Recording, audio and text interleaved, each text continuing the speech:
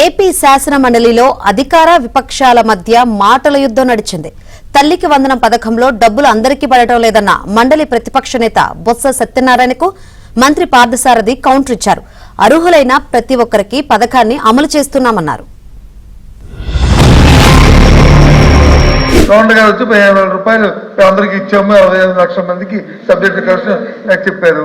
వాస్తవంగా మీ మనస్సాక్షిగా 15,000లో మెయింటెనెన్స్ డబ్బు తీసి పక్కన పెడితే ఇంకా ఇప్పుడు స్టాండ్ నేను చెప్తుంది నేను రికార్డ్ ఇంకా చాలా సుమారు దగ్గర ఐ థింక్ 18% ఇచ్చిన వాళ్ళు 18%, ఇంకా 7,000 8,000 రూపాయలు ఇచ్చారు తప్ప పూర్తిగా 15,000 రూపాయలు ఇవ్వలేదు.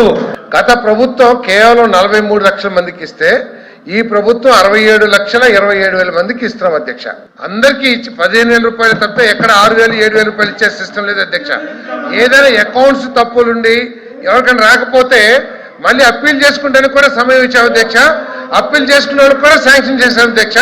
అంతేగాని స్కీమ్ మొత్తం 6,000 ఇస్తున్నారు, మీరు 15,000 ఎక్కడ ఇచ్చారు అని చెప్పేసి అది తప్పుతో పట్టిస్తాం అధ్యక్ష. ఎవరికైనా సరే అర్హత ఉండి తల్లికి వందనం రాకపోతే మీరు అప్పీల్ చేయండి, మీరు సచివాలయంలో అప్పీల్ చేయండి. అప్పీల్ చేసిన వాళ్ళకి కూడా ఇచ్చిన ప్రభుత్వం అధ్యక్ష. ఇది సిగ్గు మీరు పడాలా? రైతులకి డబ్బులు ఎక్కడున్నా మీరు సిగ్గుపడాలా? మేం కాదు క్షేమ మేం కాదు. రైతుకి ధాన్యం కొని 6 నెలలు కూడా